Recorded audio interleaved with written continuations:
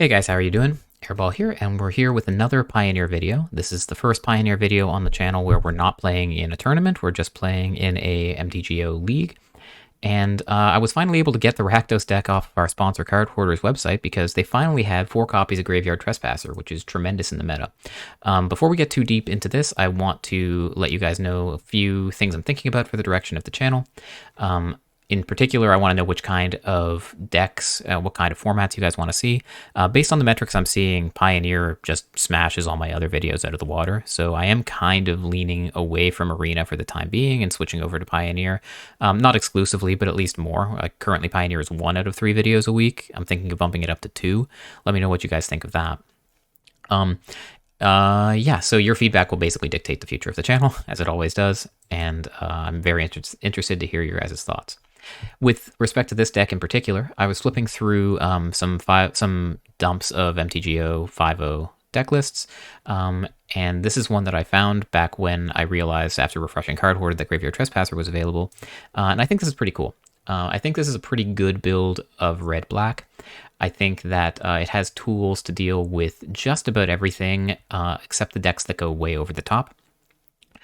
We have obviously 4 copies of Graveyard Trespasser are great in this meta. It deals with Greasefang, it deals with Tenacious Underdogs, it's great in the mirror. It's a 2-for-1 against spot removal, and spot removal dominates the meta right now. You're not running into a whole lot of sweepers out there. Thoughtseize, one of the best cards in the format, obviously. Just really good at disrupting opponents' combos. It's good against control. Not so great against aggro. Hopefully we don't run into too much of that going forward. 2 copies of Kroxa as the resilience piece in the deck lets us outgrind our opponents in a way that little else in our deck does. The main plan of the deck is to basically cast 1-for-1 trade cards, fatal pushes, spot removal, Thoughtseizes, and dreadbores, that kind of thing, and then basically win with our grindy card advantage spells like our planeswalkers, recurring Kroxa, recurring Tenacious Underdog, casting both sides of Bonecrusher Giant, just eking out little bits of card advantage here and there. So if that's the kind of thing that appeals to you, this deck is going to be a lot of fun. Obviously, 4 copies of Fable in the deck are non-negotiable, and any red deck in any format that I play these days, it seems like you must play Fable. It's just too good.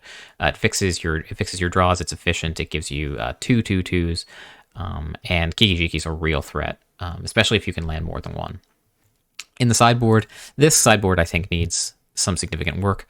I am not a huge fan of 3 copies of Noxious Grasp. I don't think that's... obviously, the opponent was preparing for the mono-green matchup. I haven't seen a whole lot of that playing on Moto. Alpine Moon for the Hidden Strings deck, which I have, again, not seen. It doesn't seem to exist in the meta right now. I'm not sure you need the hate for it. Chandra's Defeat I like. K-Command are pretty good. I like 2 in the sideboard. I think that's good. Unlicensed Hearse for a little extra graveyard hate. I do like it. It's just non-negotiable against Greasefang. I think Sorin is just bad. But I think I would honestly rather have 1 more copy of Chandra in the sideboard than 1 more copy of Sorin. I think that Sorin is just bad against most decks in the meta right now. But yeah, that's basically the deck. We're just going to jump into some games, try to grind it out, and see how the deck does.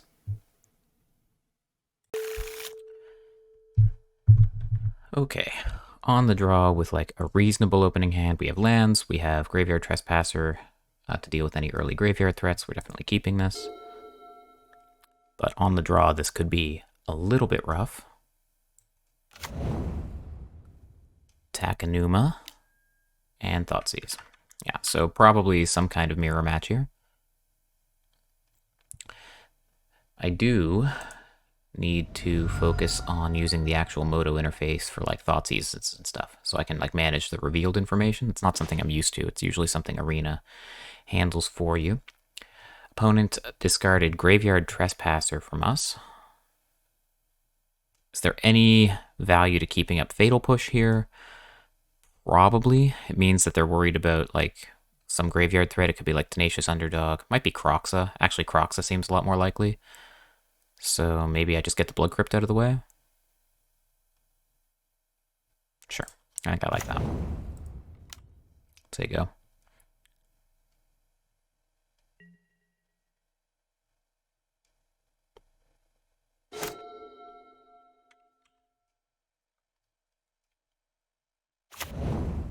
Seer Step Pathway, and Tenacious Underdog. Yeah, so Tenacious Underdog would have been a reason to keep up Fatal Push. But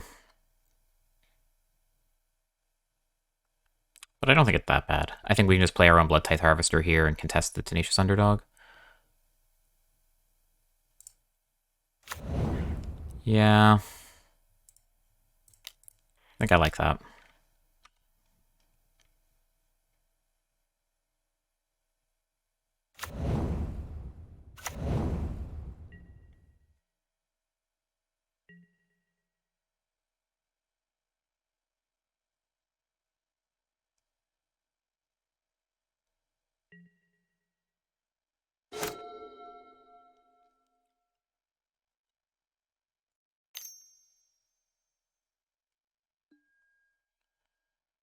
Our Harvester gets Fatal Pushed. Alright.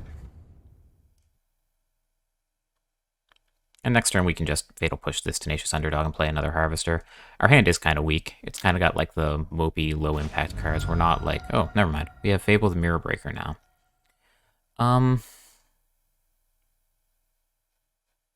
If we play Fable, they're probably going to kill our token and get in for another 3. I don't feel like my life total is under extreme threat, and I'm worried about Fable eventually getting taken by like another Thoughtseize. Opponent did miss a land drop. They're bottlenecked on black. It's possible they have another Thoughtseize that they haven't played yet. So let's just play Fable now. I think it's the most powerful thing we can do, and try to take advantage of our opponent's stumble.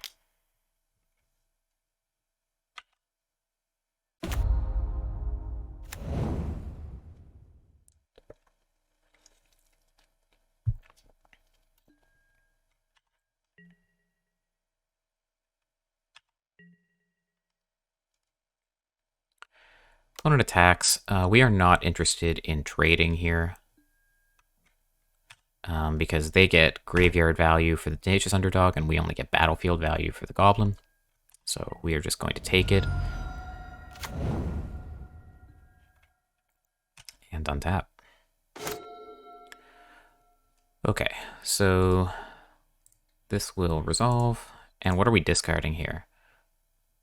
We're definitely discarding something. I think Bloodchief's Thirst might be useful for like dealing with Chandra if they play it. Blood Tithe Harvester seems kind of mopey. I definitely want some way to like kill this creature. Probably we're pitching at least one land.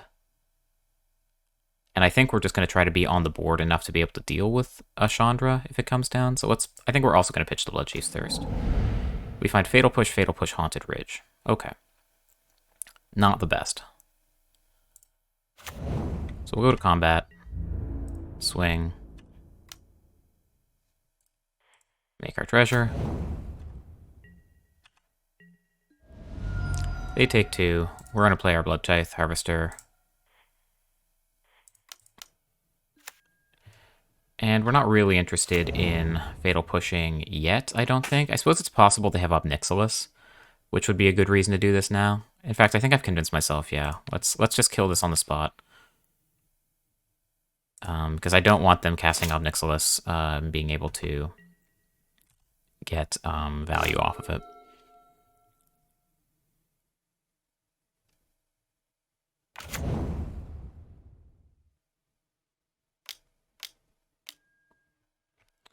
There's Fable. We can Fatal Push the 2/2 though, and keep getting in.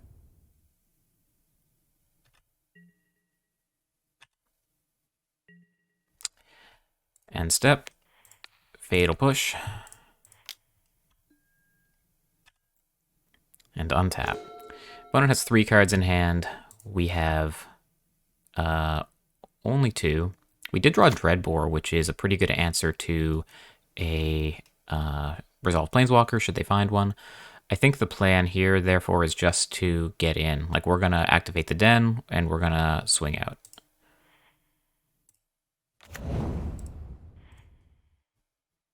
They could have Fatal Push. If they do, I think that's... Oops, no, don't do that. If they do, we lose the Den, which is bad news, but I think they would have killed the Goblin Shaman by now if they had it. This doesn't matter.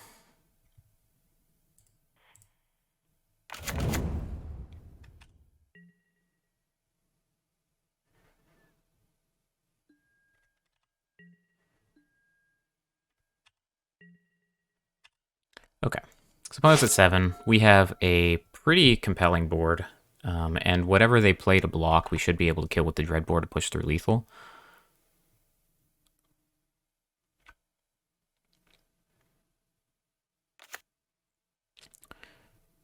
Opponent discarded a Chandra. No, they discarded Chandra and Thoughtseize. They kill Kiki-Jiki. Sure.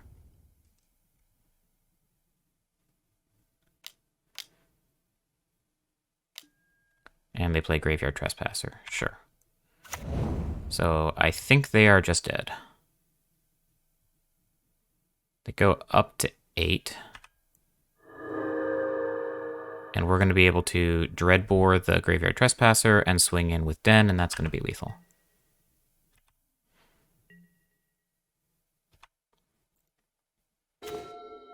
Cool. So we have to make sure to keep the Fabled Passage in hand to pay the ward cost. We'll pay like this, I guess.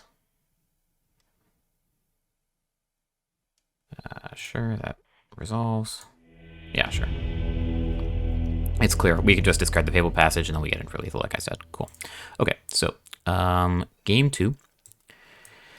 What do we want in this matchup? Pretty sure Go Blanks are going to be pretty good. Let's organize our sideboard like this. Or at least, yeah, can we do that? Great. Go Blanks are going to be pretty good. I don't know how good Duresses are in the matchup. Probably on the draw, they're pretty good. Like, both sides want this 1-for-1 low-resourcey game, but if we're going to be on the draw, I think that 1-for-1 trades are actually better for us because we'll have the extra card at the end of the day. So I feel okay about that. I think I do want Sorin. Noxious Grasp is no good. Unlicensed Hearth, like, is fine. It hits Tenacious Underdog, but I think we can do better. I feel like Bloodchief's Thirst probably gets better in game 2 than it was in game 1, because we expect the density of the opponent's planeswalkers to go up. I think that 4-mana creatures that don't affect the board the turn they come into play are probably not the way to go. Yeah, this is no good. I don't think we want that in the matchup. Let's see, what else? We need 4 more cuts here. I guess K-Command is, like, okay, too. Probably better on the play than on the draw, though. Kills, like, a Goblin token, and then, it's not great, right? Like, anything it kills comes back or produces... either they play Fable and we kill the Goblin, they still have the Fable around, or it kills Tenacious Underdog, and the Underdog comes back. Come to think of it, I think that makes the Blood Tithe Harvesters worse. If they have like Bonecrushers or something, then it's like a great target for those. I don't think I want to cut all of them, but cutting some of them seems pretty good. Dreadbore seems like a good answer to Planeswalkers. Kroxa's important in the grindy matchups, and probably this much removal is too much. And something like this seems okay. Not sure about the K commands, honestly. Maybe we're just not going to be aggroing them out. Maybe we're supposed to take out both harvesters and bring in the K commands.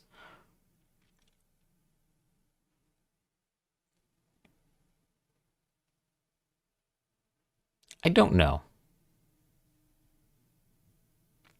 But I'm looking at my 2-drop slot now and I'm seeing it's got like nothing. So I think we're just going to keep at least 2 of these in and be happy with this. Oh no, we have too many cards. Too many by 1. I'll cut a Fatal Push. Sure. We'll try this. I'm actually not sure this is right.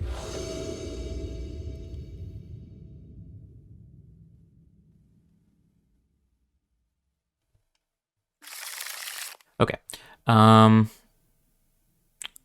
Pretty good hand, all things considered. We are on the draw, which is unfortunate. Opponent plays taps Castle Locthwain. We like that. We draw a Hive. That's pretty great, too. and I will Thoughtseize you. Show me what you got. Opponent shows us Chandra, Harvester, Trespasser, Defeat. I think this is a pretty easy Chandra here. We have reasonable answers to just about everything else. Yep, okay. And this is the point from which I need to keep an eye on what my opponents have, or what they play and what they don't. This is the kind of thing that Arena would normally handle for me, so forgive me if I don't get it exactly right. This is a skill I'm not used to exercising. Opponent plays Bloodtithe Harvester, sure.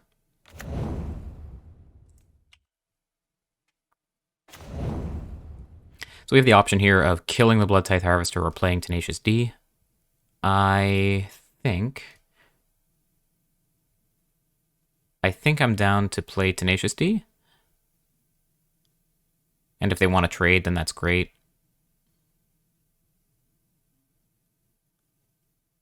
Right? Yeah, because next turn we'll play the Graveyard Trespasser after that. Sure.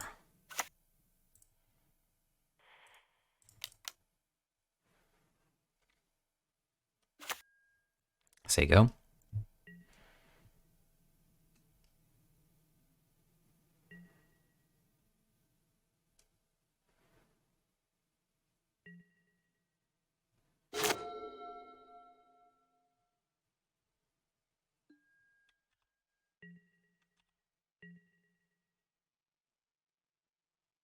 They're going to attack. They had the option of forcing this trade.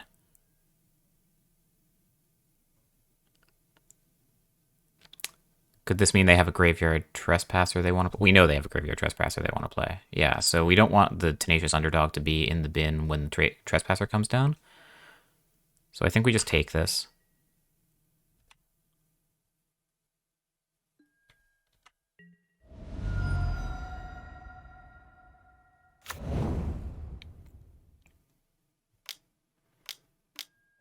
Yeah, indeed, there's the Trespasser. And Takenuma. Oops.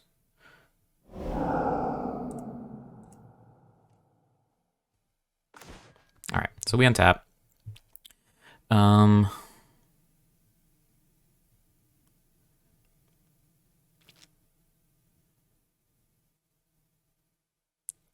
think we're just going to play our own Trespasser, say go. And then if they play like a Planeswalker or something, like a Chandra, then we'll have 2 removal spells to be able to push through. Yeah, I like that.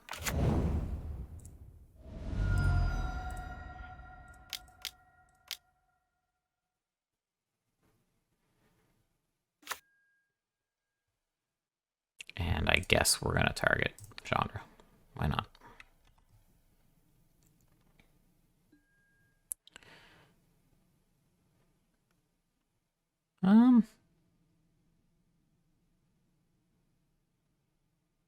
Yeah, I think we just say go. And if they try to attack with the Graveyard Trespasser, then that's a great trade for us.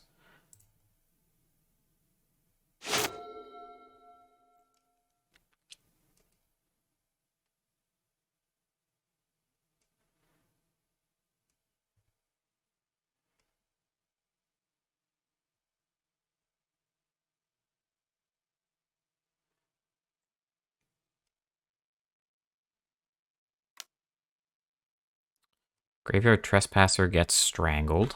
Okay. And they pitch a Haunted Ridge. They're keeping the Chandra's Defeat around.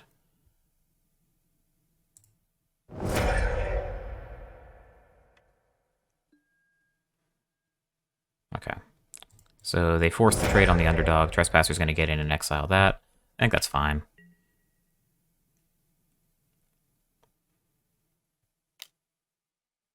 We are at 13. So we do have to worry about our life total at least a little bit.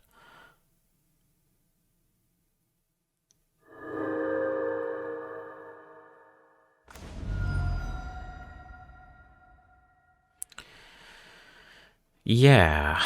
Okay. So we can either play the Trespasser hold up push or just play the Blood Crypt tapped. I think we're going to hold up push.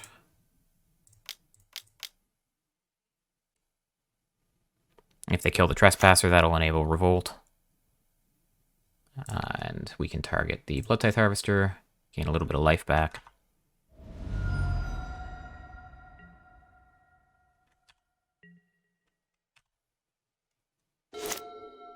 Opponent untaps, and they still have the Chandra's Defeat in hand. They're holding onto it stubbornly. And what do we got? Dreadbore targeting the Trespasser, sure.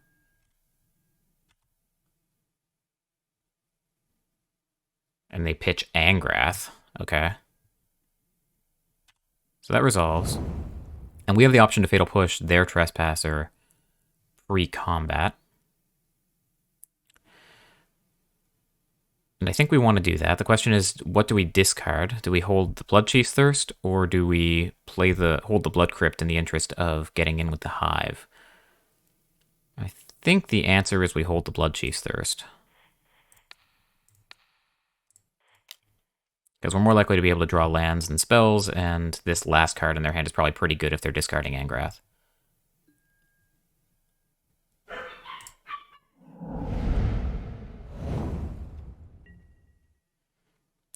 This is their turn. We'll just F6. We find Duress.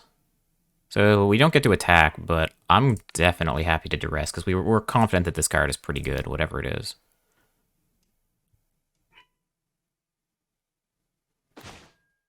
Oh no, we know it's Chandra's Defeat. Okay, yeah. That makes sense. Alright, so the opponent is empty-handed. We will say go.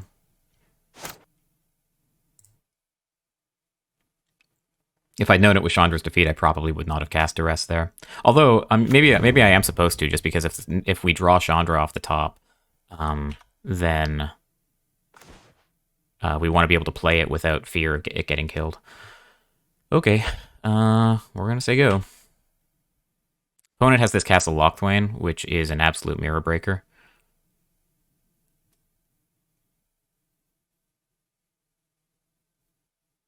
They're not activating it, though.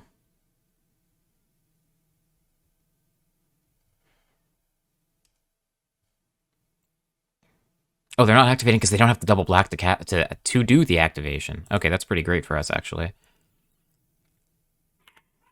Kind of regretting keeping or pitching that Blood Crypt now.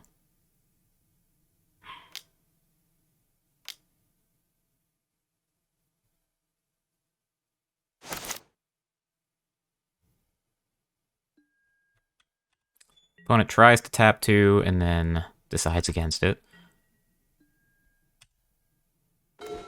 We find Chandra.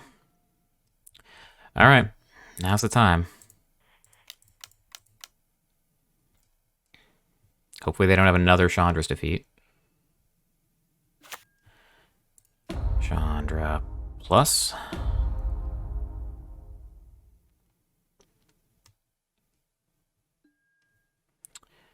Exile Fable of the Mirror Breaker, which is a sad one to exile, but at least we're doing some damage and we have a resolved Planeswalker, so life is okay.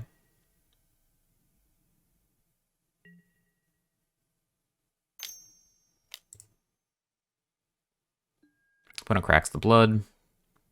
Pitching Kroxa. Okay. So Kroxa's coming back.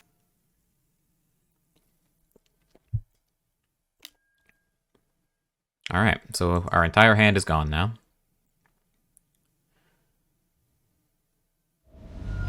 Kroxa will come back, force the discard of the Bloodchief's Thirst, and we are going to have to find an answer. That went about as badly as it possibly could. We had 2 answers to Kroxa in hand. They found Thoughtseize off the top, and Kroxa will hit the other one.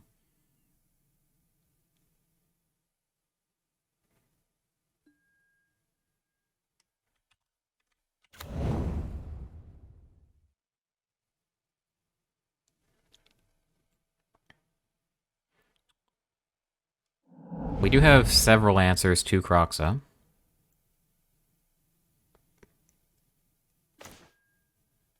Land is not one of them. However, it does let us start getting in with the Hive. I should have played the land first. What did we hit? I don't know what we revealed. I don't know what we revealed. Must have been a land. Okay. So we can activate the Hive to protect Chandra for another turn and throw away our land. Or we can start attacking and hitting them for 3 at a time. I think that that's probably not very good. I think Hive is just going under the bus to protect Chandra here, honestly. But I think we are in deep trouble.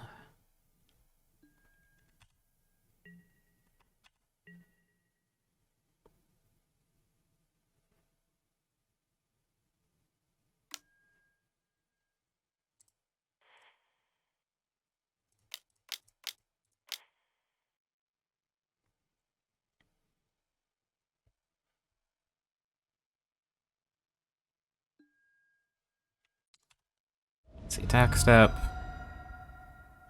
Still the attack step. We'll block. And please don't have your last card be anything any good.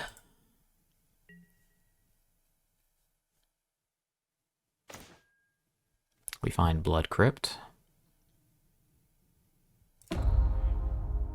Chandra plus.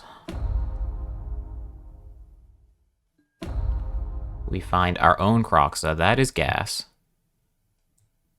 We will cast that one.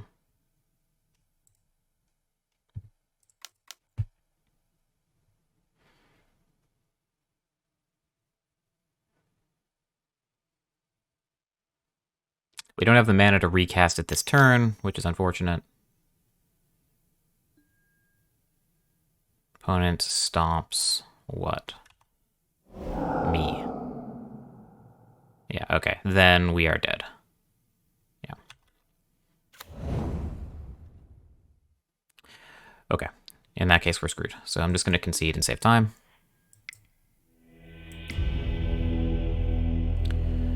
Alright. So now we are on the play once more. Opponent kept in Blood Tithe Harvesters, so like the K commands are probably a little better than they otherwise would have been. Fatal Push is like an okay answer to Kroxa. Probably the best answer to Kroxa, honestly.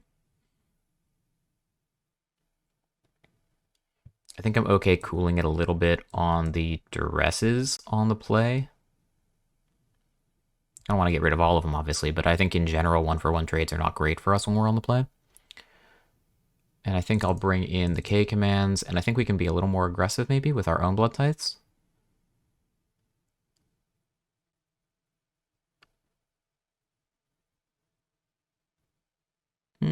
No, I think I'm okay with this. I think this is what I want to do.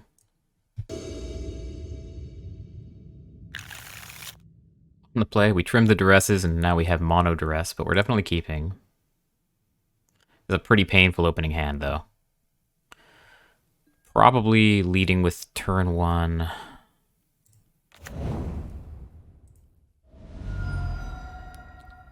Duress. Because they're not going to be able to play a turn 1 creature anyway.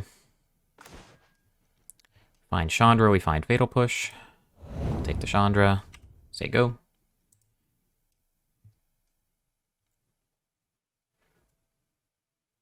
Opponent has this Castle Lockplane, which is just excellent. That's definitely scary. They played their Urborg. We find our own Kroxa. Is there anything that needs to be Thoughtseized? I kind of like actively want them to play the Blood Tithe Harvester. Fatal Push I don't care about.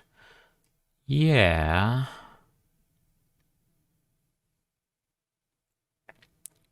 I think I just want to land, like, stomp on their Blood Tithe Harvester and then play the other side of Bonecrusher. Get in.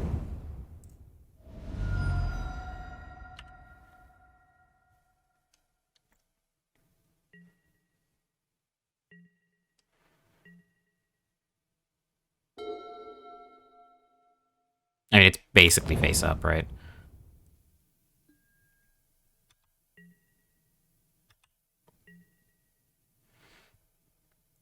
Okay, so they played their den. They chose not to play the Blood Tithe Harvester because they know we have Bonecrusher.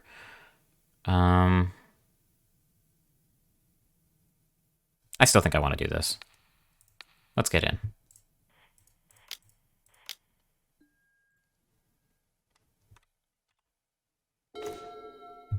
We draw another Bonecrusher. That's excellent. All right. So we'll play our Bonecrusher from exile. And they have 2 unknown cards. They can't realistically Fatal Push Bonecrusher super well. I mean, without taking another hit from it. We have another Bonecrusher if they play the Blood Tithe Harvester to block next turn. And life seems kind of okay.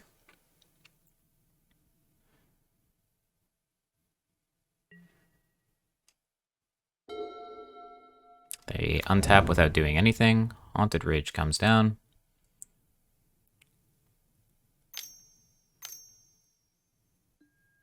Tenacious D. Okay.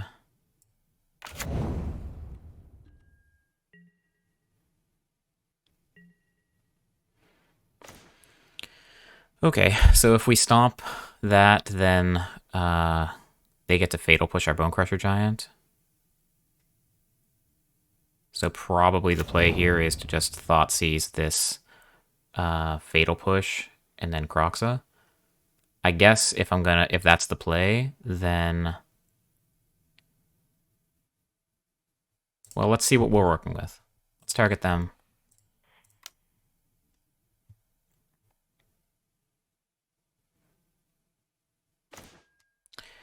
They've drawn nothing but land.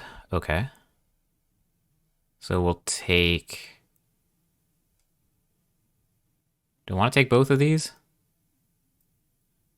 And then stomp and just get in while they don't have anything? Kind of like it. Actually, they do have, I mean, they're just going to be able to recast the Tenacious Underdog, right? Shit, I should have taken the, Fatal Push.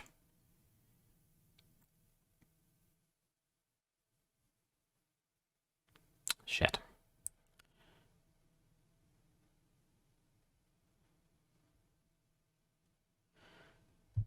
Okay. Alright, screw it. I want to also fill my graveyard for Croxa, so we're just taking the Fatal Push. And stomping.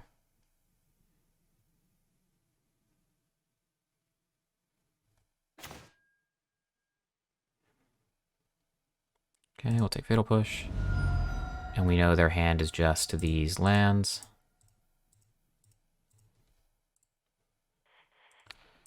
Stomp you.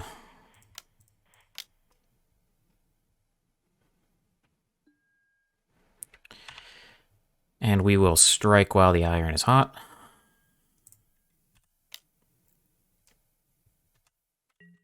And your go, opponent.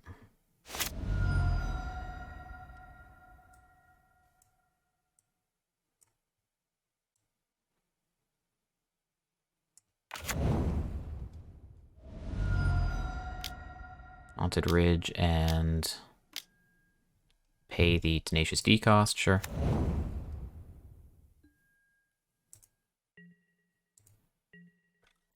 So they're going to get to draw a card here when Tenacious Underdog dies.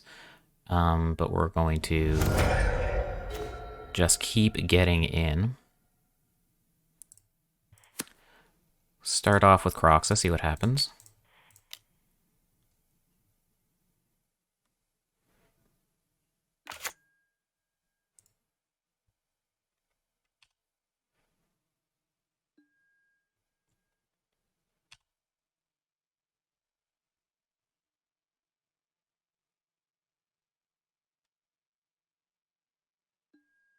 Opponent discards Thoughtseize, alright. Go to attack step.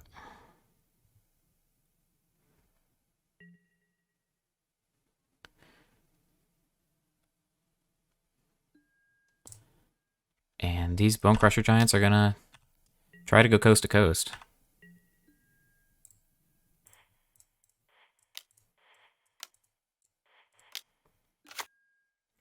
We'll say go. If they do kill these Bonecrushers, then Kroxa will come back next turn. But these do represent a lethal threat. Down comes Haunted Ridge instead of Castle Locthwain. Interesting. We find another Kroxa. Okay. I think we just go to combat first.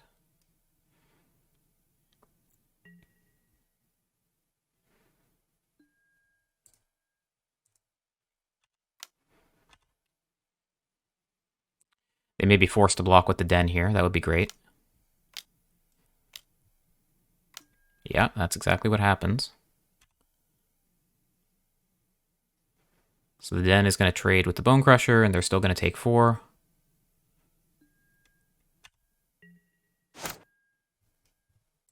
And we're going to cast our Kroxa.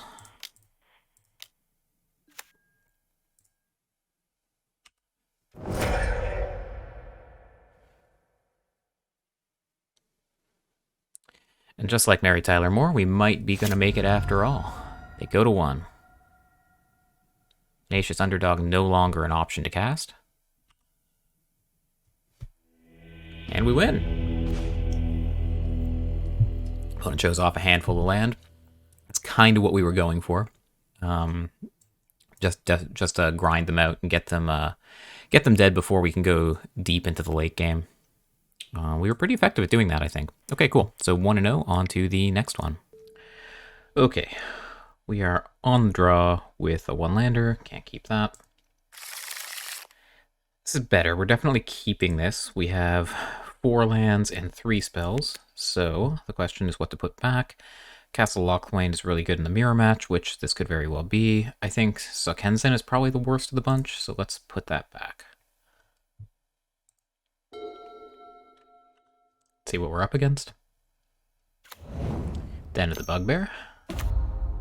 And Kazan. Okay, so it's...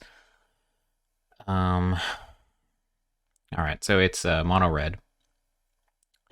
Mono-red, I think, should be a good matchup for us, but our hand is a little bit slow. We'll just F6 through the turn. They have another one. Do they have a creature? They don't. Great. Okay, so this will be... Nice thing about these mono-red games is that they do kind of play themselves a lot of the time. We will have to make a decision on 3. Going to cast Play with Fire. We'll have to make a decision on 3 about what to play. We can play Graveyard Trespasser or we can play Fable. I want to play Chandra. So I think that means... Okay, and we found Hive. I think what that means is that we just Dreadbore the Chandra and play the Hive tapped. Chandra represents just so much card advantage and pressure. Yeah, I think so.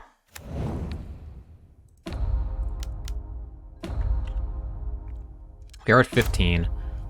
We did have the misfortune of being on the draw against mono-red this game, so... Might not go super well here, but we will try. We find Bonecrusher Giant. That's a little awkward.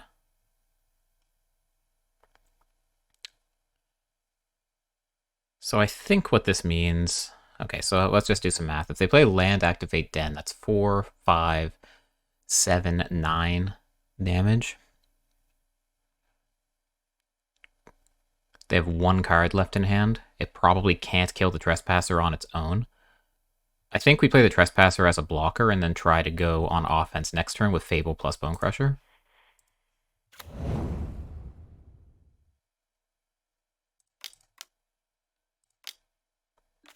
I should have left black untapped to bluff Fatal Push. And I'm going to exile my own Harvester here to gain a life.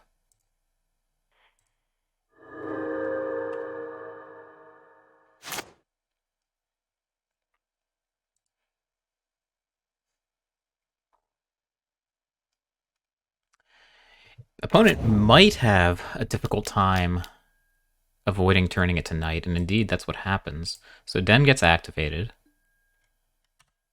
Opponent does have Ramanap runes, which we need to be aware of. Let's see how they attack. With everything. That makes sense. So we go to blocks, and the question is, what do we block? I think either of the etchings is reasonable, and the Soulscar Mage is also reasonable. I think we block the Soulscar Mage because it puts a creature in the graveyard for us to exile with Trespasser, and it can also grow. Yeah, I think so. If we can attack with it next turn. We're going to stomp this, and we're going to have another blocker. We're going to go, in this case, to 3, 5, 7, 8. We're going to go to 4. And swing next turn, go up to 5. Bonecrush this. Fable will have another blocker.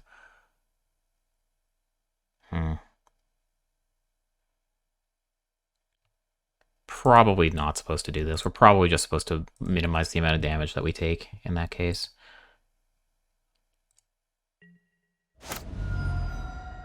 Go to 5. Untap. I don't want to use this blood. Alright, so Graveyard Glutton flips. Unfortunately, it's going to flip again. Because we do want to play 2 spells this turn. I guess not. We can Bonecrusher on their turn with little consequence. Sure. So in that case, we'll just do this.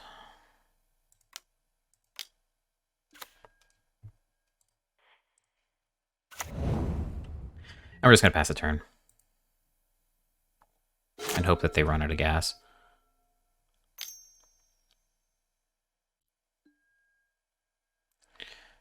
Play with fire, targeting what? Targeting my face. Okay.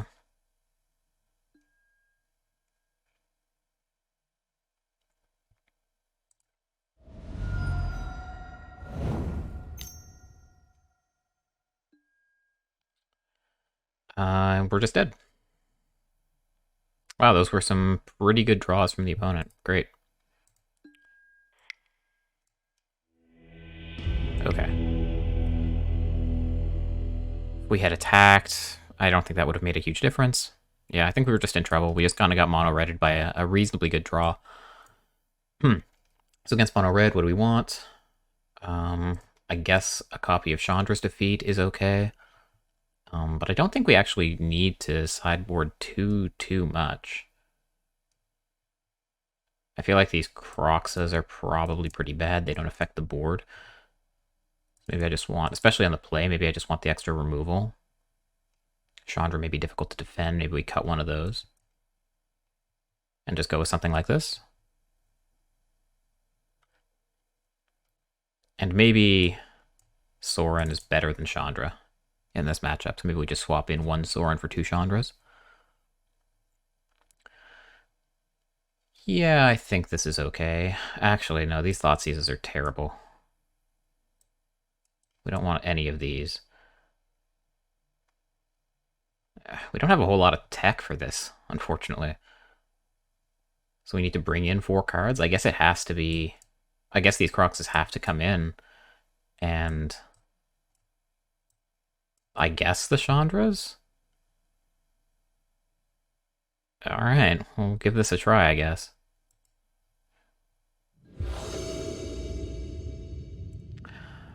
On the play. Pretty good opening hand. We'll definitely keep this. Fatal Push unlikely to hit a creature. I think I just want to save my life total. Play this tapped and say go. Their most likely first play is going to be the Kamano, which Fatal Push wouldn't hit. That one we would have been able to hit.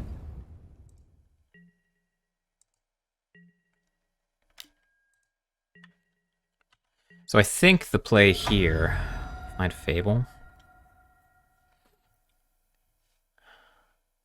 If we play the Blood Tithe Harvester, it's probably just going to die. So I think the plan here is just going to be to Blood Chief's Thirst. No. I think I want to hold up Fatal Push.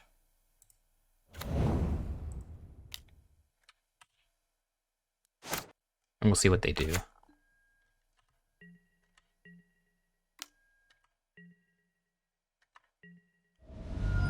And they just say go. So they have Bonecrusher Giant is basically what they're telling me. We're going to kill this, though. Untap. Find Dreadbore, we miss our land. So playing the Bloodtithe Harvester into Stomp feels pretty terrible. But it is a Stomp that isn't going at our face, I guess. Alternative is just play Kroxa, but that affects the board even less. So I think this is what we're doing.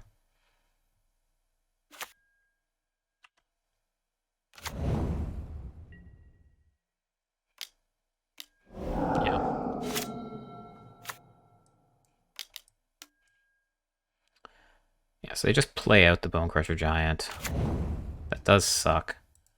If we don't draw land, then we're just in really rough shape here. We did draw land. So probably that Bonecrusher Giant is a significant problem. We're probably supposed to just... I'm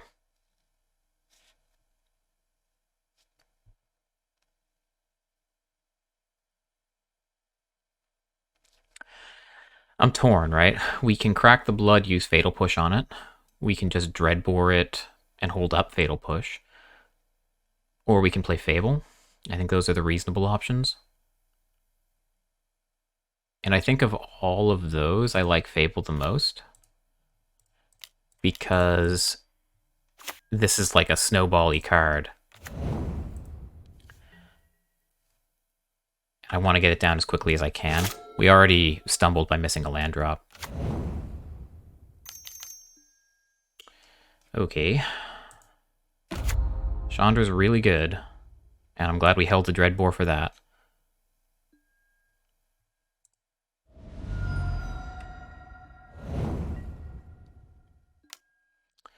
They had to spend a premium kill spell on the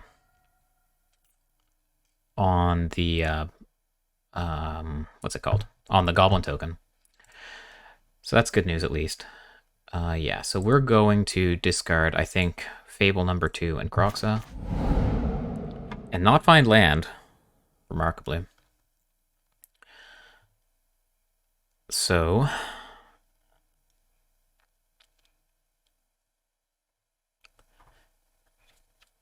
Yikes. I mean, Chandra's gotta die, obviously. And we just don't have a good way to deal with this Bonecrusher Giant. And if we crack the blood, we have to hit untapped land to kill the Bonecrusher Giant with Fatal Push. So that feels kind of crappy. Can we win if we don't crack the blood? What does that turn look like? Dreadbore, kill Chandra, they untap. Swing with Bonecrusher Giant, we go to 9. They could even play land, activate Den. If they do that, then we want Fatal Push. But if we leave up 1 black suspiciously, then they probably won't do that. They'll probably play something else instead.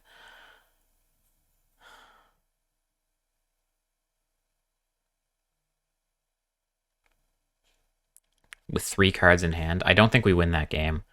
Honestly, I think we just crack this and try to find a land. I should have specified.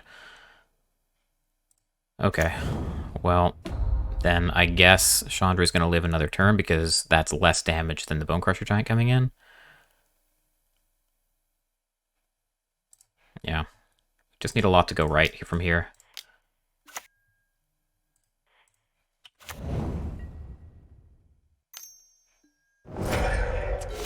Red Cat Melee, that's a good one.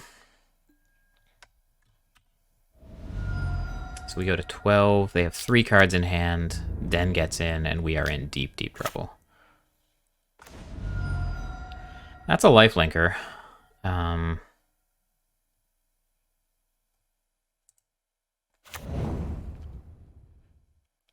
So we do have Dreadbore plus Thirst.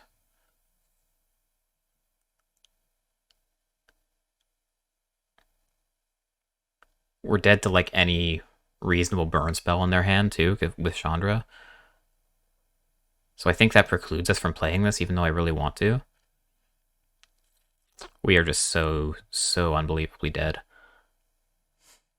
I think the only line that doesn't like lose on the spot.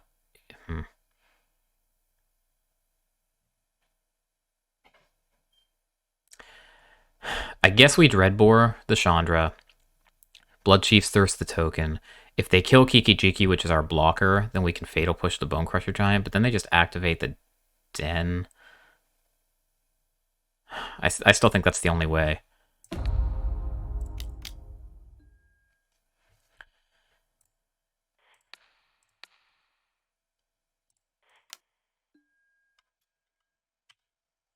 But I think we are essentially dead. Because we're going to go to 2 no matter what. Oh, man. Okay. And then the Remnant Ruins is going to kill us.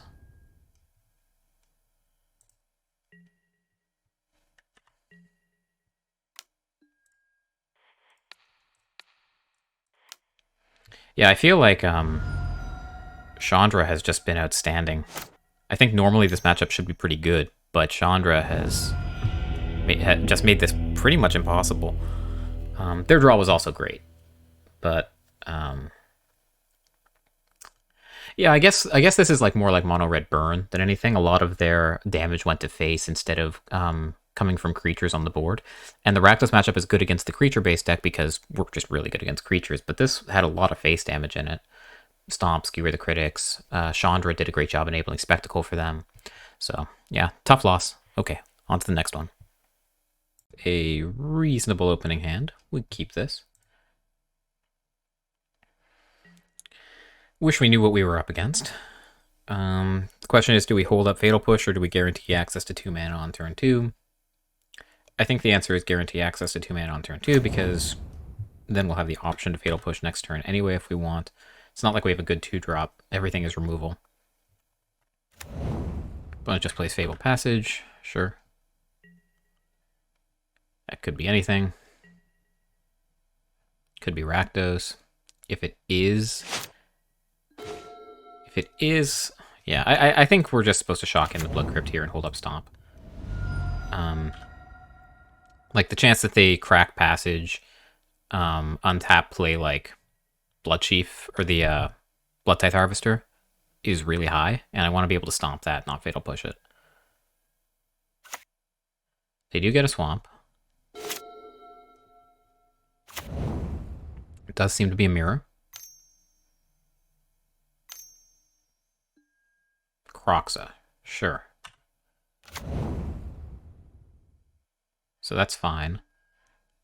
I think we pitch... In this matchup, do we pitch a Fatal Push, or do we pitch a Bloodchief's Thirst? I think we pitch a Bloodchief's Thirst. Because we already have Dreadbore as an answer to a Planeswalker.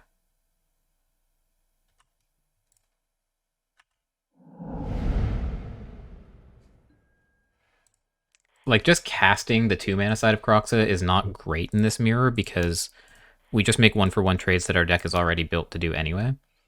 And it fills our own graveyard for our own Kroxa. Like, you really want to be escaping Kroxa, not casting it. We found Blood Tithe Harvester, sure. So we can play that and hold up Fatal Push. Their most likely next play is probably Fable. So there's some appeal to that. But I think I just want to take advantage of being on the play and get the biggest, baddest boy down as quickly as I can. And we can Fatal Push the 2/2 on our turn. I think that's fine. That's assuming they have it as well. This also plays around the possibility of them just not having it.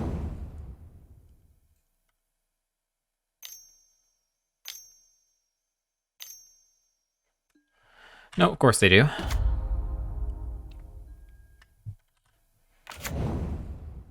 I'm getting kind of tired of Fable, honestly. Just like every format of Magic that I play, Fable is dominant.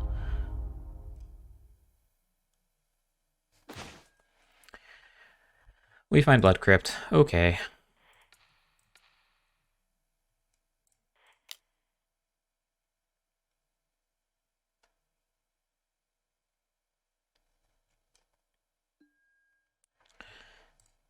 And they're tapped out, so we'll just do this now in the interest of speed. And do we play the Blood Crypt untapped? Yeah. It broadcasts Fatal Push really hard. And I do want them to eventually power up the Den of the Bugbear. If we draw Chandra next turn, and they play a creature, we'll be kind of sad that we didn't hold up Fatal Push. But I think this is fine. I think our life total is at least a little relevant.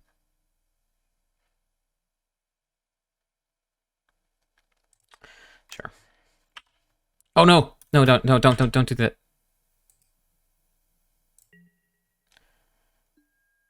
Okay. I F6'd without attacking with Bonecrusher, which was the entire point of killing the killing the token in the first place. Okay. Now we can F6.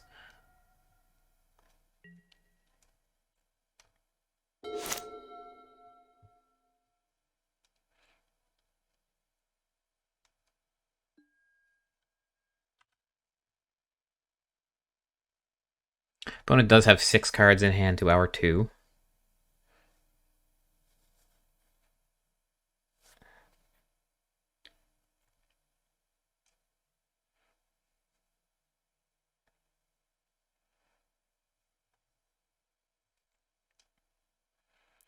They discarded 1 Blood Crypt. Is it Chandra? Duress, sure. Probably take Fatal Push? No, they take Dreadbore. Interesting. I would have thought Fatal Push was a threat to the Den of the Bugbear. Okay, sure.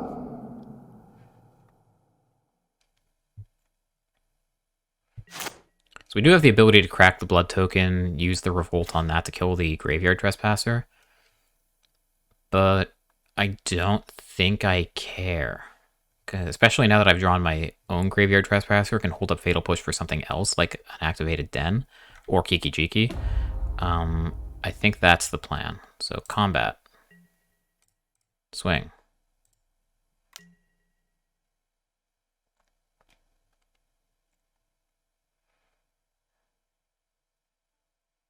We're just going to trade. Sure, that's great.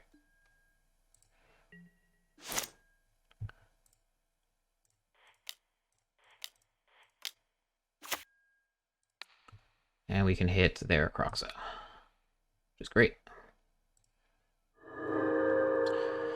And we'll say go.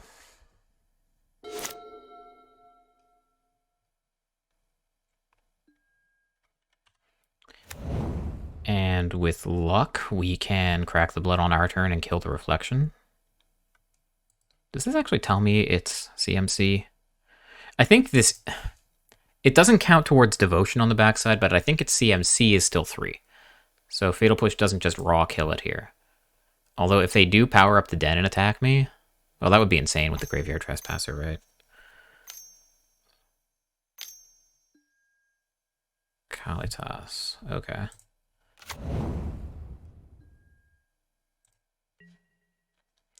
We're not cracking this Blood.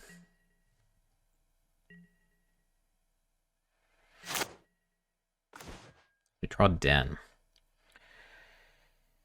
Yeah. So I think Kalitas is a significant problem, but so is Kiki Jiki.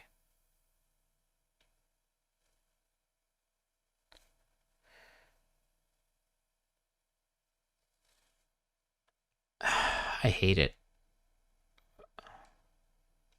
I think we're just kind of going for it, though.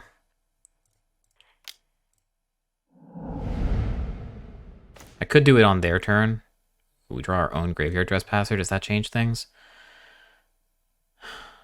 Oh, I could have... Oh, I should have sacked the Blood Tides Harvester to kill Kiki Jiki and then used the Blood on the Kalitas. That's terrible. That's really bad. Alright.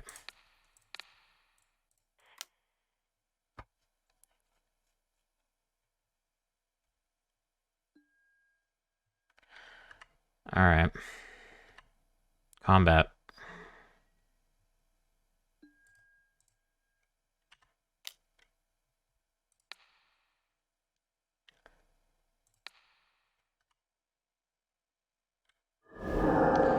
Go to 9.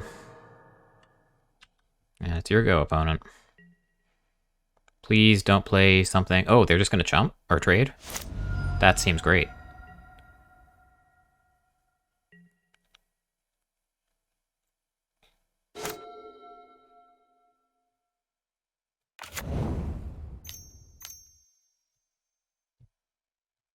Dreadbore targeting Graveyard Trespasser, sure.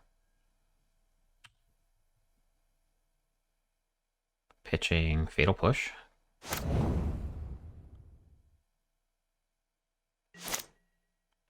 Draw. Swamp. Okay. I mean, we're just playing our cards.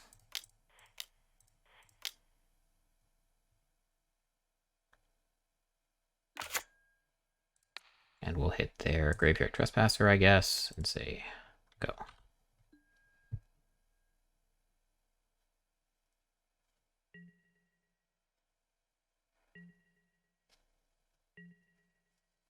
Castle Lockwain's a significant problem, but they are just at 5.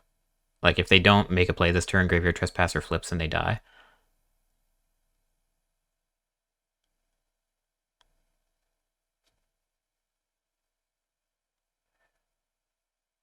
They'd have to make the sad, sad play of power up their den to block. Instead, they have Fable, which is a pretty good one to have. Not gonna lie.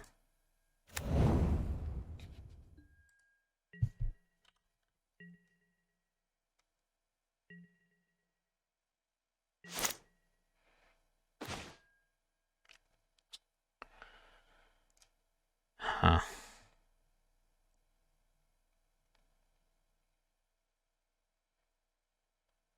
Well, if they have a kill spell, they can't use it on the Trespasser, so we'll go to combat first.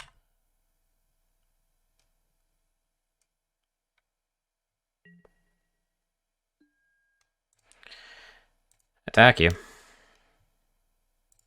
And exile Bonecrusher Giant.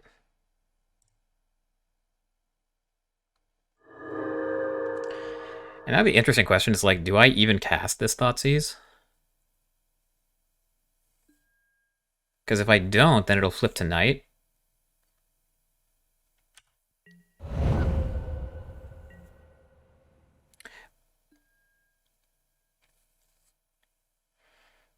It does mean that they don't get to go nearly as deep with the Fable next turn.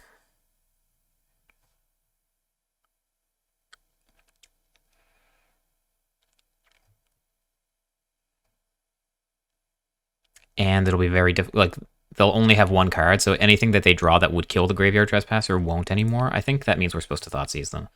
It also fills our graveyard a little more if we draw Kroxa. Okay.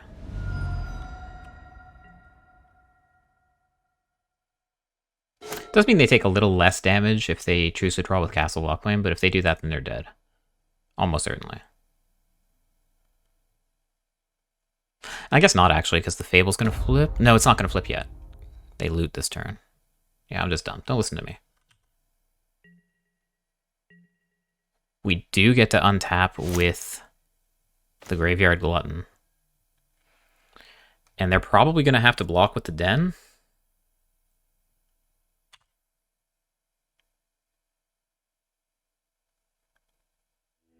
And we win. Okay. They could not bring themselves to throw the Den under the bus. But I mean, we were going to have a hard time pushing through the last few points of damage, I think, if they found an answer to the Graveyard Glutton. Anyway, on to sideboarding. I forget how I sideboarded in the first match against Red-Black. I feel like the Fatal Pushes aren't great. We're on the draw, so yeah, my logic in game 1 was that being on the draw meant that the discard spells were good because the 1-for-1 trades helped us, given that we would have the extra card in hand. I think I'm interested in Chandra's Defeat. And we're just going to play this... we're just going to play this grindy game. I think the Blood Tithe Harvesters are all really bad. when the opponent has 4 copies of Bonecrusher Giant. I think they're all supposed to come out, actually, in retrospect. Graveyard Trespasser is great. Bonecrusher Giant is good. Tenacious Underdog is good. Kalitas doesn't seem very good at all.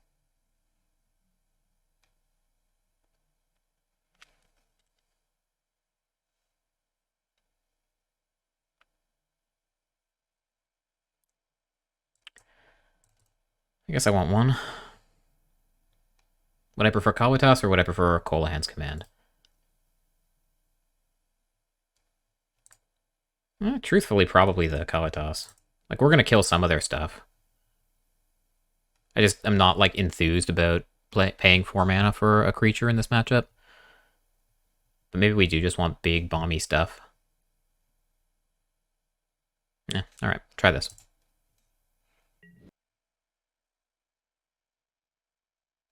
Okay, we're on the draw with pretty good opening hand. We have double duress.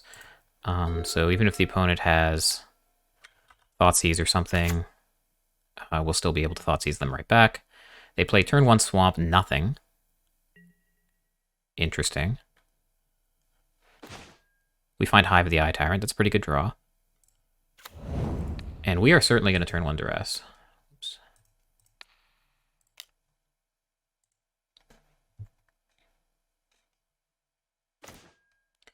Find Hearse, Go Blank, Boney G, and some land. Hearse and Go Blank are both inconvenient against Tenacious Underdog, which they have an answer to in the form of Bonecrusher Giant, so this does kind of suck.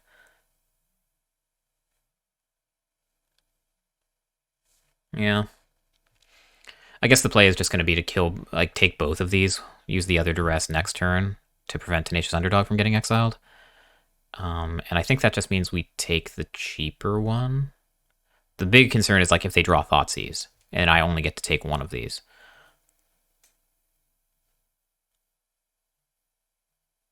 Oh, no, never mind. They're going to play the Unlicensed Hearse next turn no matter what. We have to take that. I'm just stupid. All right, here we go. For some reason, it felt like being on the play because I got the turn 1 duress before they did.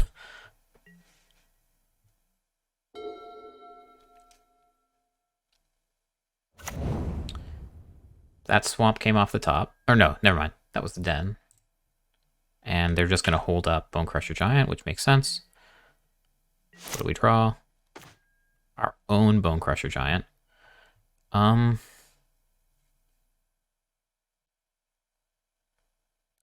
we do nothing, then their play is just going to be to stomp face, play Bonecrusher next turn, probably.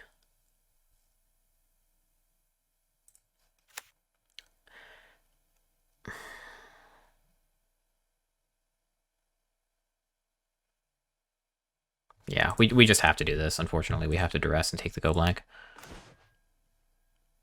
Bonecrusher Giant, Dragon Skull Summit.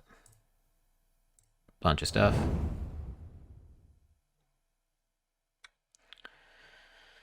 And say go.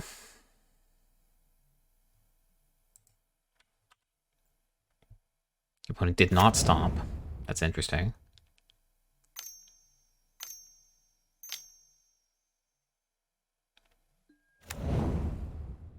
They didn't stomp, and they just played out the Bonecrusher. Well, that seems like great news for us, as is drawing Fable the Mirror Breaker. We like that a lot. I'm willing to take a hit from Bonecrusher Giant in the meantime to get this deployed.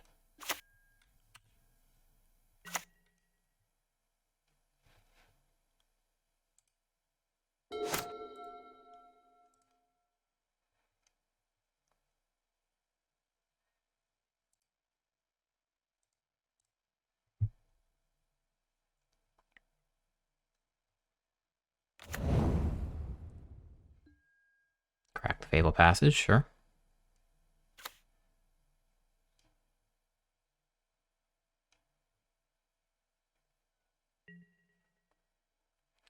Combat, we are not going to block.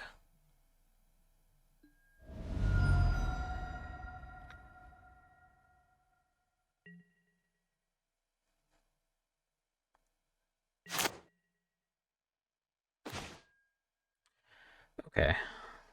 So we can have up to 5 mana this turn if we want it. It would mean throwing the Goblin Shaman into the Sekenzan and trading, but I think that's fine. If we have 5 mana this turn,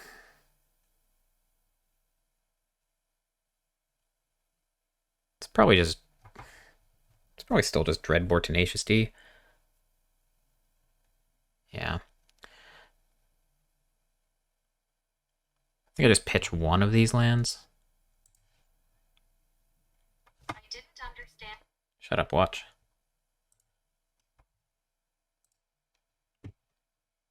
I could also discard the Tenacious D. That's not bad either. Yeah, in fact, that's better. And we draw 2 lands. Great.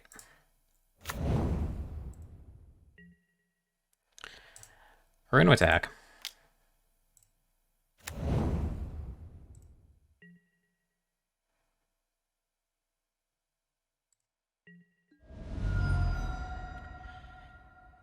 If we stomp face, play Bonecrusher, we lose the ability to stomp a den. But I think that's just fine.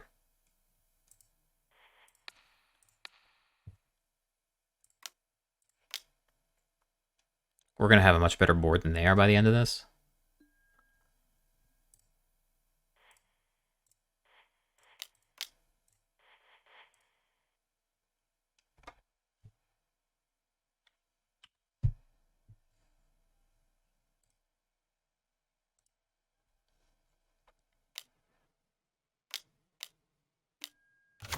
There goes Sekenzan.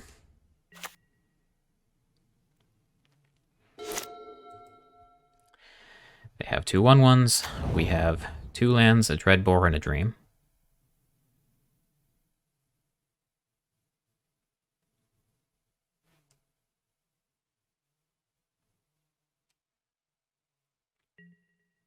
Combat. Combat, nothing. Okay. Thoughtseize seems great. It does mean we won't get to attack with the Hive, but I don't think we were going to do that anyway. I guess we can if we're willing to attack with the Goblin Shaman, but that doesn't seem great. Yeah, let's just Thoughtseize you.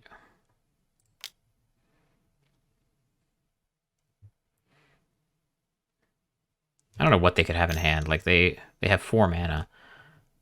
They chose not to spend on their turn. It feels like it's just got to be removal. Yeah, indeed it is.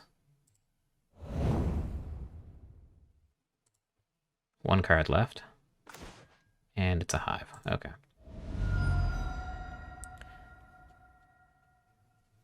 So in that case,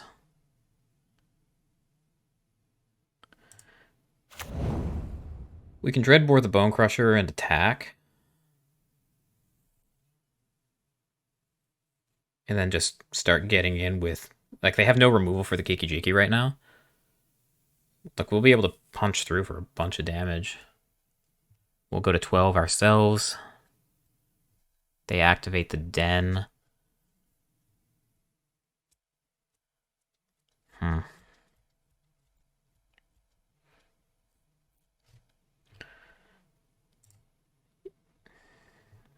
Okay, I think I am gonna Dreadbore the Bonecrusher here. We'll take our 2.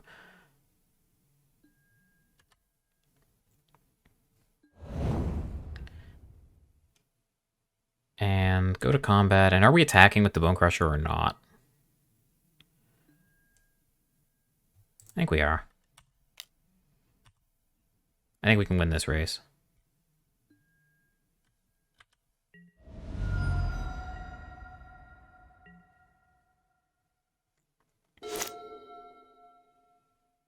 Like, Kiki's a good blocker.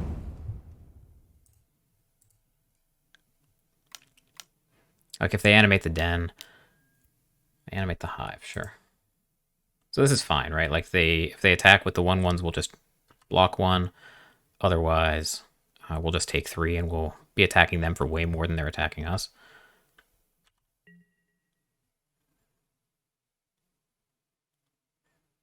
Oh, they do attack with everything. It's kind of wild. Oh, they exiled the Tenacious Underdog, which I forgot I had because I'm not used to the Moto UI. That sucks. Go to blocks. Block like this.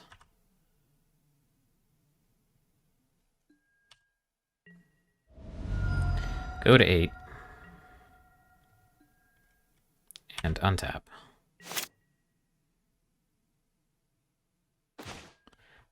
Find more land, which means that we'll get to copy Bonecrusher and swing in with the Hive, and they'll take 11. Can they hit me for 8 next turn? I cannot imagine how.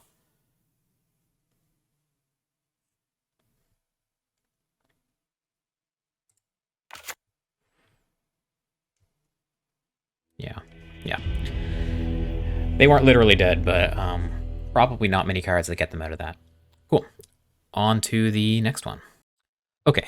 On the draw with a pretty lousy opening hand. We don't have any black. I think we have to mull this. This one's better. We're definitely keeping this. The question is, what are we putting back? We have Tenacious D and Bonecrusher Giant, which help undo our mulligan a little bit. We have Dreadbore, which is good removal. I want to keep 3 lands. I think that means Trespasser's the odd man out. But we do have Bonecrusher Giant, which removes most things. I think we put back Dreadbore in the dark. But there are definitely worlds where we regret that.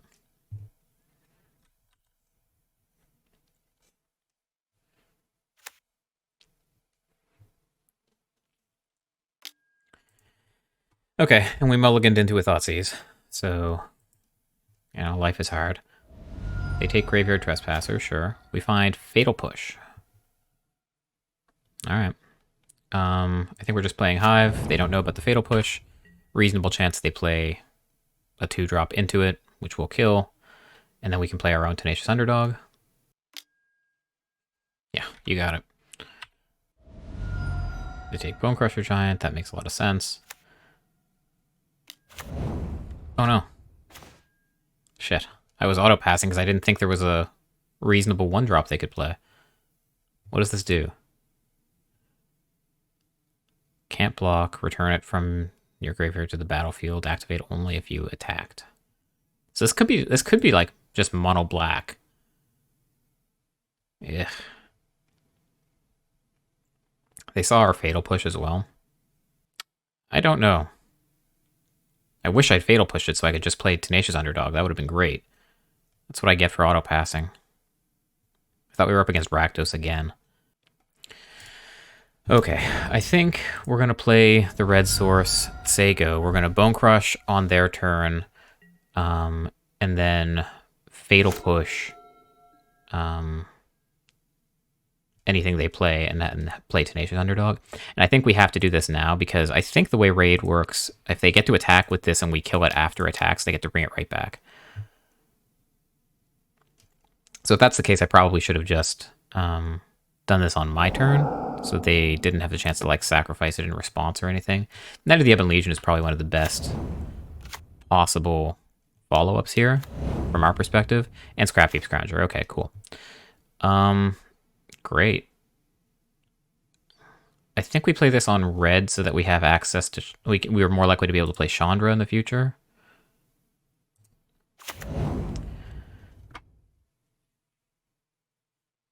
Yeah, and I think we're going to Fatal Push something no matter what.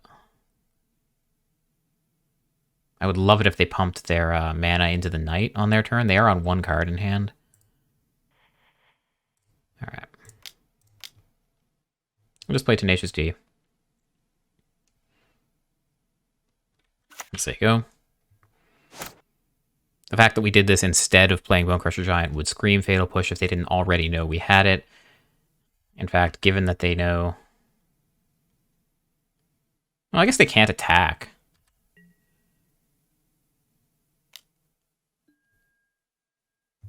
How does this come back? You have to exile another creature card from your graveyard. They have one. So I think we're just taking this.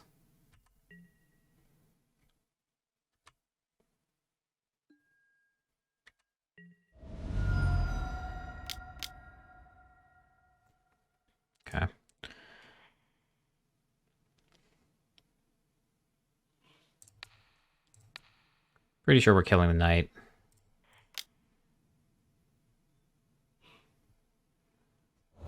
It is the biggest threat after all. The rest are just kind of medium.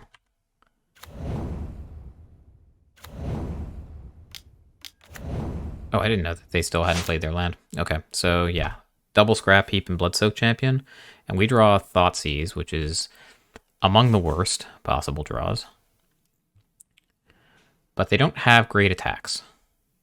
And they are empty-handed. So we'll just play Bonecrusher Giant and say go. We are, of course, more than happy to throw Tenacious Underdog under the bus at this point. All of this stuff comes back, so like the trades are in theory bad for us.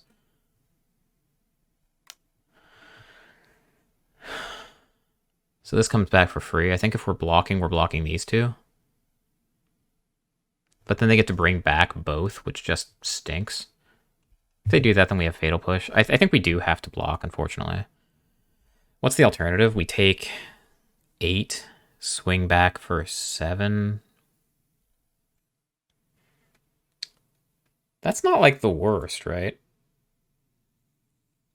Because we can Fatal Push something on their turn, don't die. Okay, so I guess this is the play. We'll just block like this. Take 6.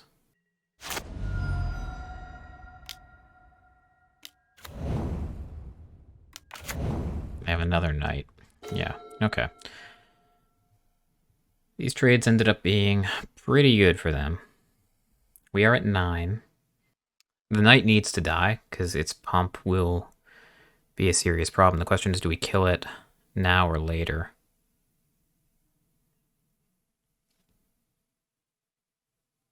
I think the answer is now.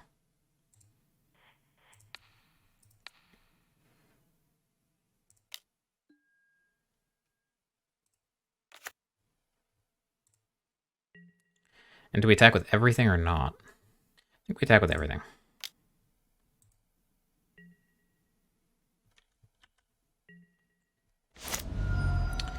They go to 9. We are at 9 ourselves. But I don't think they can kill us this turn.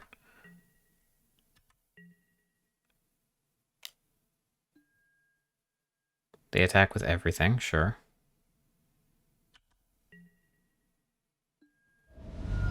We go to 1. Spawn of Mayhem will kill us on their upkeep. So we're dead. Power up the Hive, swing out. They block the Bonecrusher. They take 6. And otherwise we're dead on their upkeep. Alright. That sucks. We do have Go Blanks and Unlicensed Terse, which seem pretty good. Cheap removal seems pretty good. Blockers seem pretty good. Croxa doesn't seem super great. Bonecrusher seems great. Graveyard Trespasser seems great. Dreadbore hits Spawn of Mayhem, which not much else does. The Thoughtseizes seem pretty bad, realistically speaking. Like, because they just want stuff to end up in their graveyards. Maybe we don't want any of the Thoughtseizes. Chandra's Defeat won't hit anything. I guess K Command in the absence of anything else. Something like this.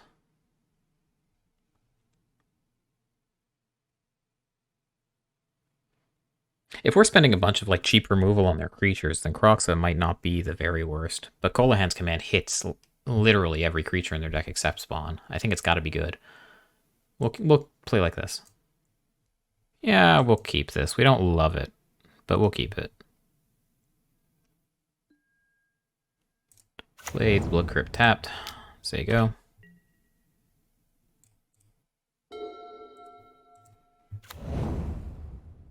Am I getting Thoughtseized? No. That's a little unfortunate. It's the one punish for not playing the Den of the Bugbear on turn 1. So which is more relevant? Obviously, I think the Hive, being able to attack with that in the future, is more relevant than the Den. So it's going to be Hive, Tenacious D.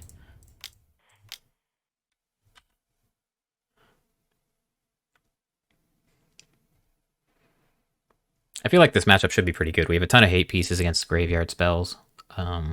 We just didn't happen to draw any in game one. Opponent in the tank with the Tenacious Underdog on the stack.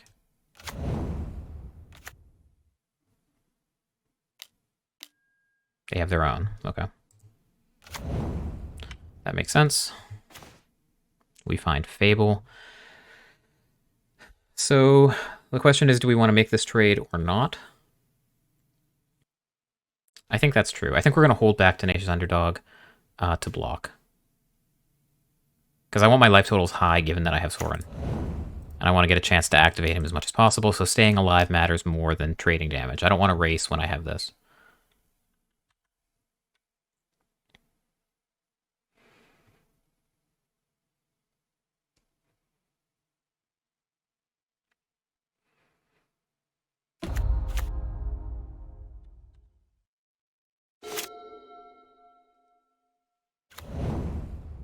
Mutavault. Okay.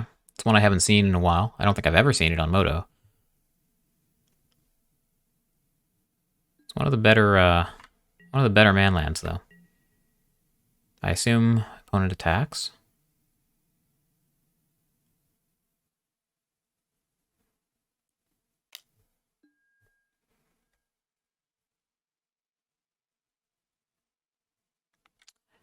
Yep.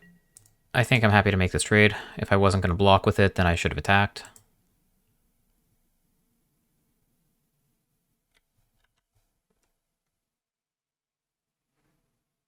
Also, if we draw K command or something, then it's nice to have a creature in the bin to be able to fetch back with it.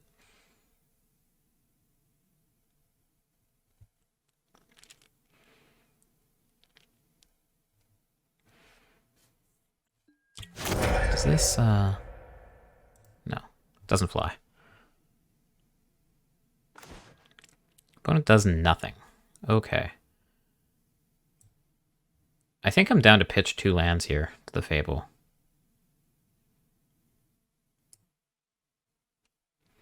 We have 3. I think that's just entirely too many. And I think Takanuma's a better land to keep than either of these two. We don't draw a land, that's fine. We can just Graveyard Trespasser here. They're on 6 cards in hand. What do they have? Murderous Rider? If they have Murderous Rider, then we don't really want to play Sorin. But maybe we can coax it out of them by attacking first.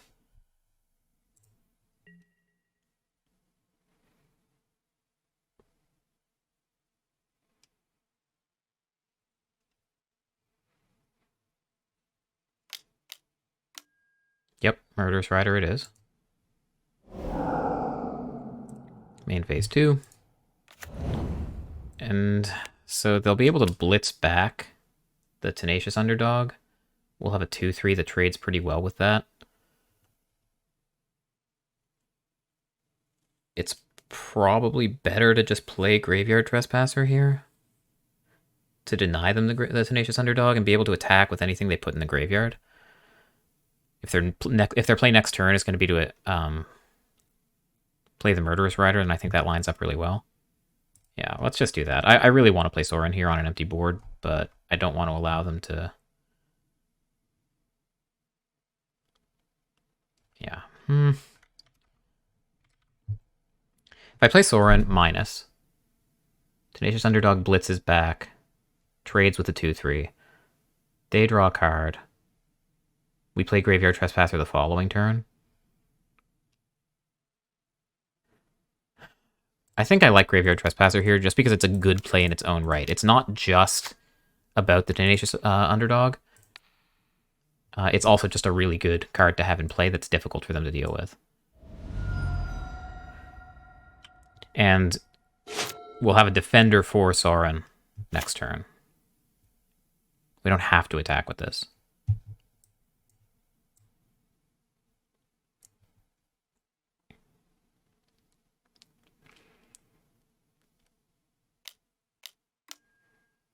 Spawn of Mayhem, sure.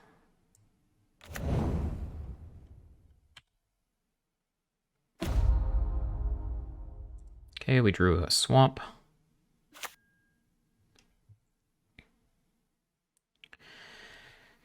Pretty sure that we're just killing the spawn here, which is a little unfortunate. We could honestly power up the hive and attack. We hit them for 6. It flips to night. Spawn hits them down to 10. Spawn will get bigger the following turn. We'll get to Dreadbore. If we draw land, we can Dreadbore plus Sauron.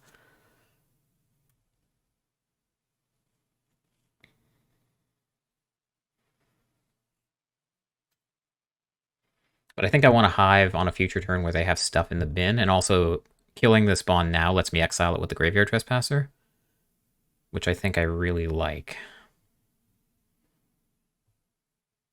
Yeah. Okay.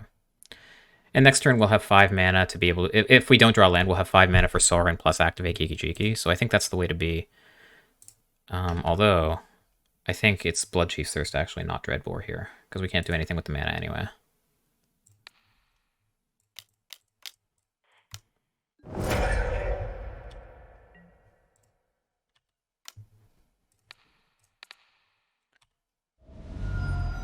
Here we go.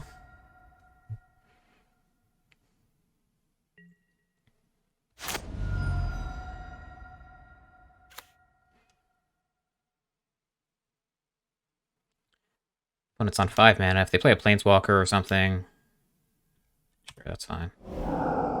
If they play a Planeswalker, we have Dreadbore for that. Instead, it's just Murderous Rider. That's fine. We find Blightstep Pathway. It's pretty good. So now we get to Sauron plus kill the Murderous Rider plus attack. Seems pretty good to me. They would be able to attack back with the Hive. I think we're kind of okay with that if it happens. I still think we minus Sauron here. If they power up the Hive, it'll flip to night.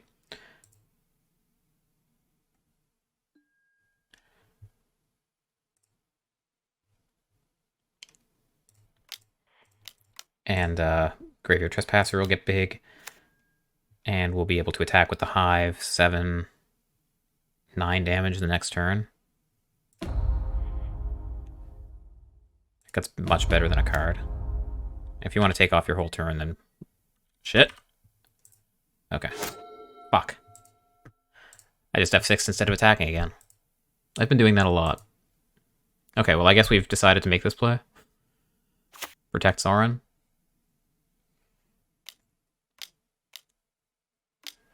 Spawn of Mayhem, sure.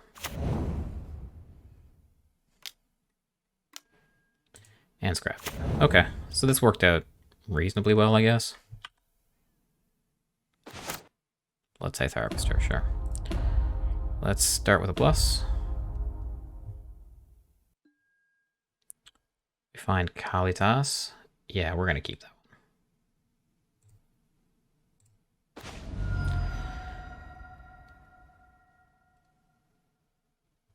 one. And I think we're just going to play everything out. And if they want to attack with the spawn, then they'll, we'll just block with the vampire token, and we'll be pretty happy about it.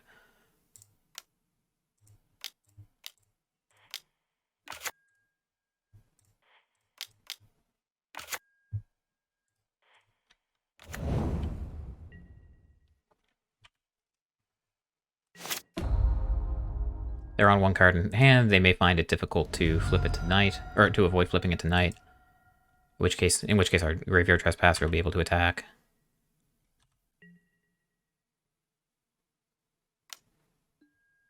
Okay.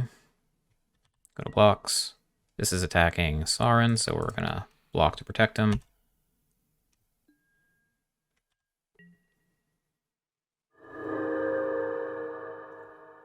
If we're allowed to untap, we'll trade the Bloodtithe Harvester for the Scrounger. They did indeed find a way to keep it from flipping to night.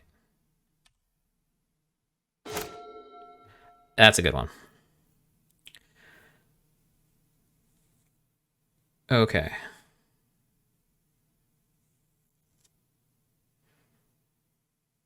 Okay. They're at 12.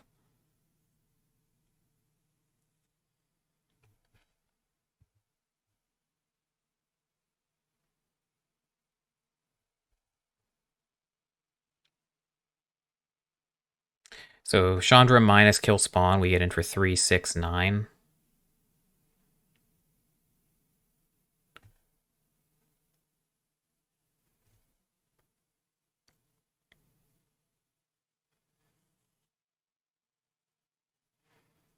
And the spawns probably just kill them.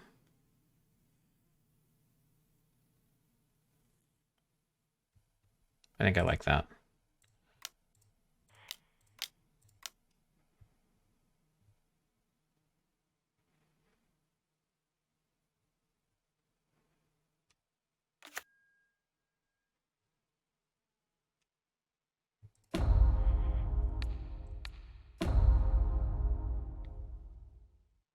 So this will kill the spawn. We'll get our zombie.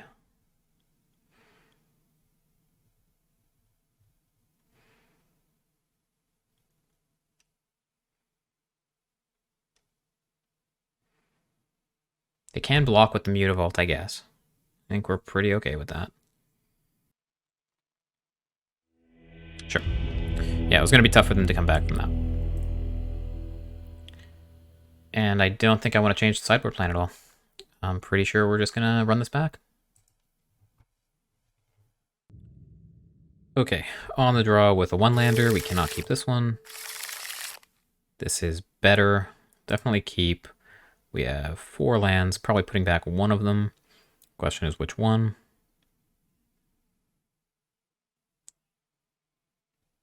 Probably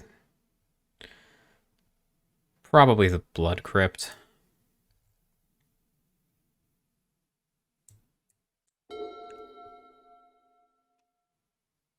I guess it should have been the Fable Passage, realistically. Because I want to make sure that this... I'm going to be able to cast the Fable on 3. So yeah, I guess I should have kept the Blood Crypt. I'm not confident in my ability to navigate my time situation on Moto yet, with these grindy decks. Thoughtseize, sure. So I'm making decisions pretty quickly, and they get worse as you go on in the league. They take Fable, that makes sense. We draw Hive of our own, so now we know Fable Passage is gonna, or Fatal Push is gonna come in. Fable Passage is gonna come in untapped. I think we play Hive. It's very likely they'll play a 2-drop that will want a Fatal Push.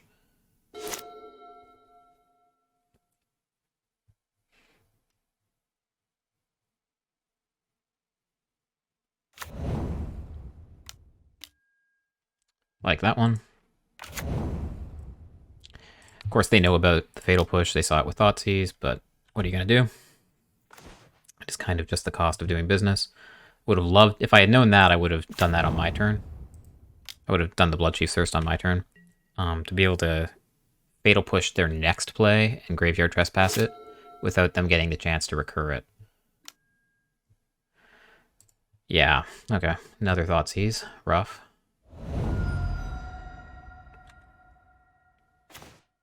That's an excellent draw.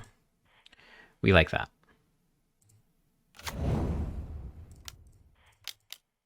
This is the thing about Thoughtseizes, right? Like, you can't play around the top of your opponent's deck super well. No Fatal Push from the opponent. It looks like no play at all from the opponent, actually. We find Tenacious D.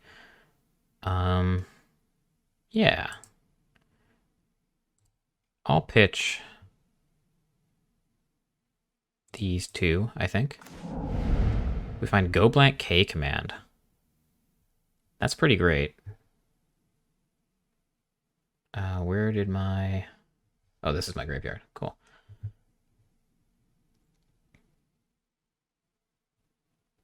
Yeah, okay, let's go.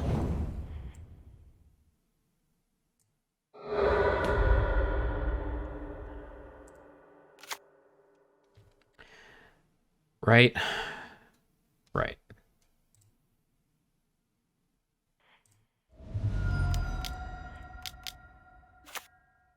Combat. Swing. Treasure.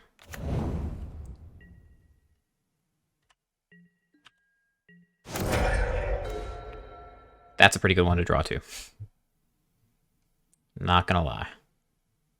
So if we draw land, we'll have 5, 6, 7 mana, which will let us Kawatas and Go Blank.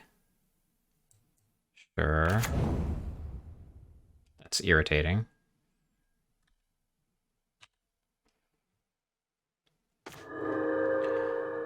Alright, the second Kalitas is probably not ideal. But we can attack...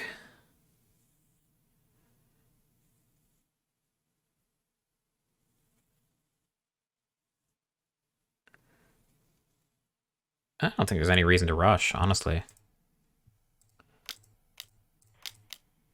I think we just do this and say go. We keep it from flipping to night. If they kill this, then we have another.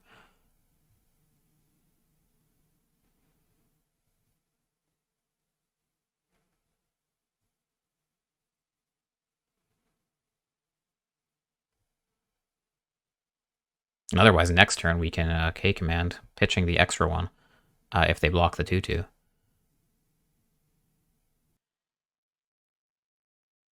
So what's the right sequence? If they pass the turn, do nothing, it's probably on my turn, go blank main phase 1, and then swing. Because if I kill the Graveyard Trespasser before go blanking, then they'll be able to exile it with the Scrap Heap Scrounger. Although, not with Kalitas in play, actually. The Graveyard Trespasser would just go away.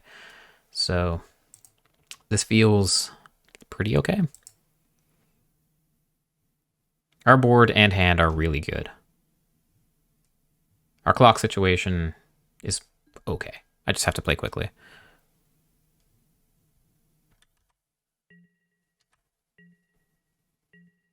No attacks. Great. We did find land. And I think we're going to start by copying our goblin.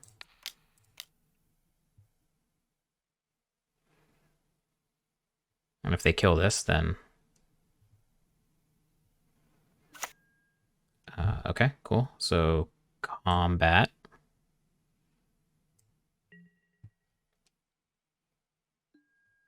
Swing with both.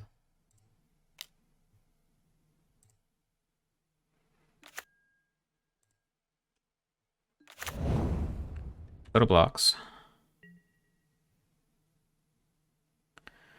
Okay, go to damage. They take 2. Let's start with...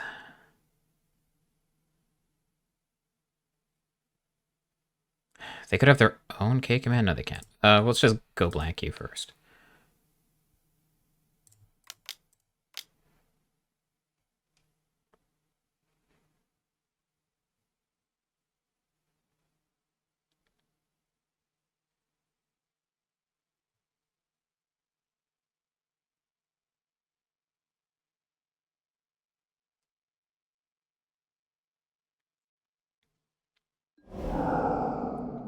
Okay, and K command for 2 damage. What? Oh, what a weird interface. Okay. So we'll return Graveyard Trespasser and hit Glutton. Black, red, black. Ward trigger resolves. Pitch Kalitas. Okay.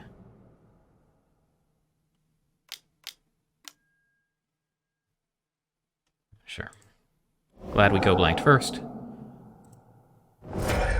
We get our Graveyard Trespasser back, and we get to say go.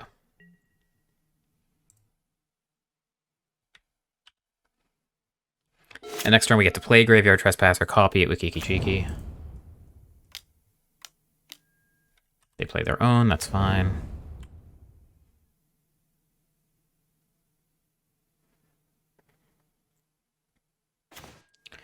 Find another go blank.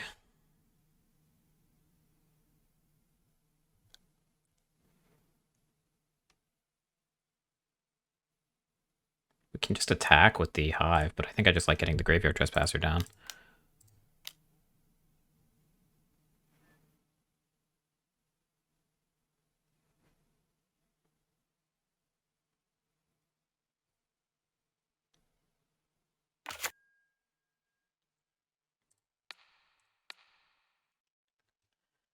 Okay. Do I copy this and attack, or do I go blank you? I like copying it and attacking.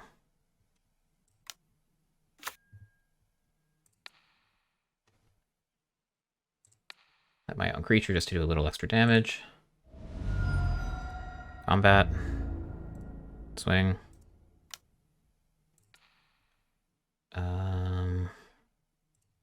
I don't want to exile anything. Here we go. You figure it out. Okay, they go to 4.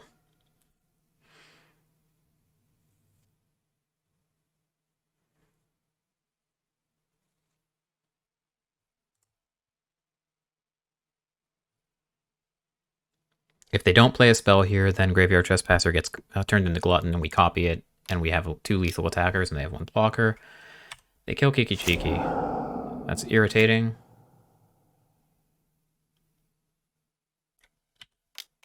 And they play Murderous Rider, sure. We find Stomp. Stomp doesn't do anything immediately. But if we attack with everything...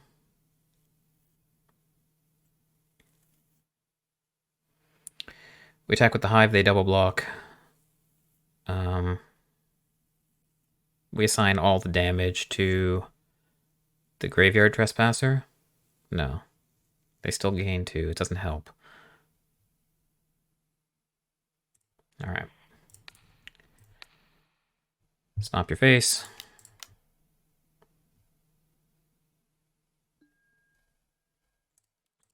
Play Bonecrusher. Just ratchet up the pressure.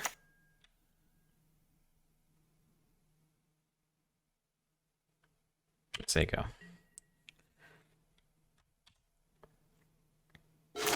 I don't want to give him the opportunity to gain life with the Murderous Rider.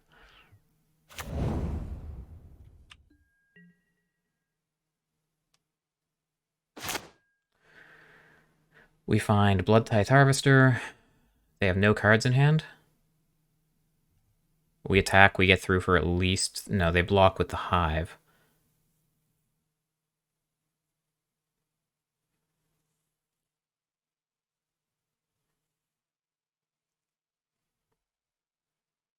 Fuck it, let's attack.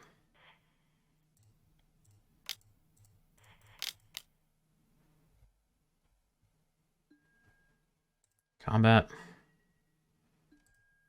Attack.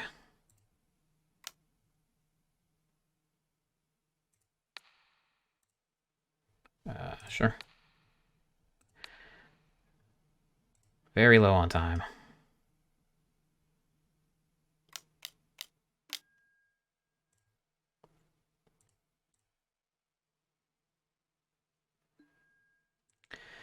Go to blocks.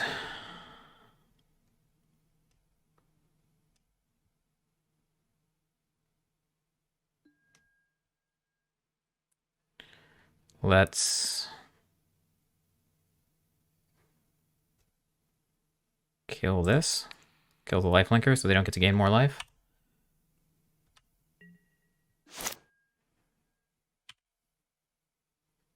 Oh, I thought I was killing the lifelinker. I guess not. Shit.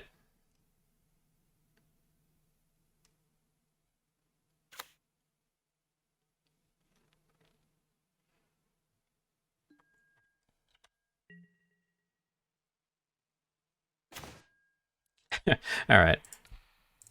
That was fun. I guess I should do it on upkeep. Yeah.